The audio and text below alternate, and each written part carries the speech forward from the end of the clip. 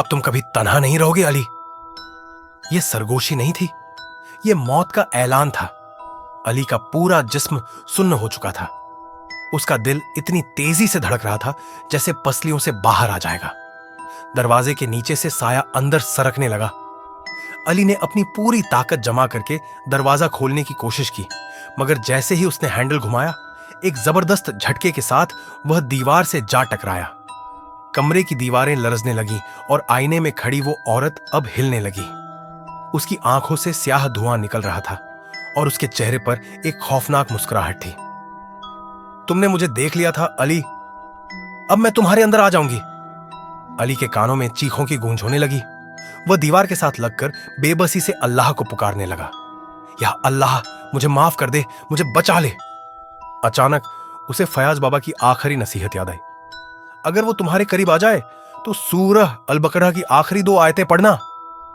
अली ने हिम्मत जुटाई और कांपते होठों से पढ़ना शुरू किया, आमनर रसूल बिमा उन्जिला इलैहि मिन रब्बी वल मुमिनून। जैसे ही उसने ये आयत पढ़ी, कमरे की तारीकी में रोशनी की एक हल्की सी लहर दौड़ गई। वो औरत एकदम चीख उठी। उसकी आंखों में जलते अंगारों जैसा गुस्सा था। नहीं, तुम्हें यह नहीं पढ़ना चाहिए। मगर अली रुकने वाला नहीं था। उसने पूरी ताकत से अगली आयत पढ़ी, ला युकल्लिफुल्लाहु नफ्सन इल्ला वुसअहा। अचानक कमरे में तेज हवा का तूफान उठा और वो औरत दीवार से चिपक गई। उसके चेहरे की खौफनाक मुस्कुराहट एक दिल दहला देने वाली चीख में बदल गई। उसकी चमड़ी पर दरारें पड़ने लगीं और उसका जिस्म धुएं में तब्दील होने लगा। नहीं नहीं, यह मुमकिन नहीं। उसने आखिरी चीख मारी और जैसे ही अली ने आयत खत्म की, वो औरत एक भयानक धमाके के साथ गायब हो गई। कमरे में मुकम्मल खामोशी छा गई। अली पसीने में सराबोर जमीन पर गिर गया। कमरे की रोशनी बहाल हो चुकी थी। उसका मोबाइल फिर से ऑन हो गया और घड़ी भी चलने लगी। सब खत्म हो गया था, या शायद नहीं। अगली सुबह अली फयाज बाबा के पास गया।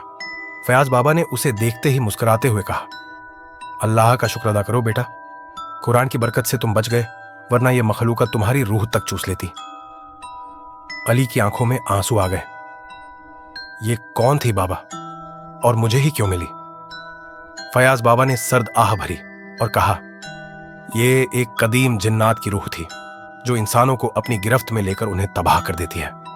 तुम्हारी गलती थी कि तुमने इसे देख लिया, मगर याद रखो, जो अल्लाह के करीब हो उस पर कोई भी शैतानी मखलूक गालिब नहीं आ सकती।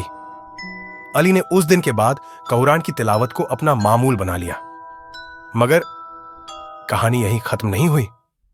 कुछ दिन बाद अली के फोन पर एक पैगाम आया, तुम बच गए अली, लेकिन क्या तुम वाकई आजाद हो?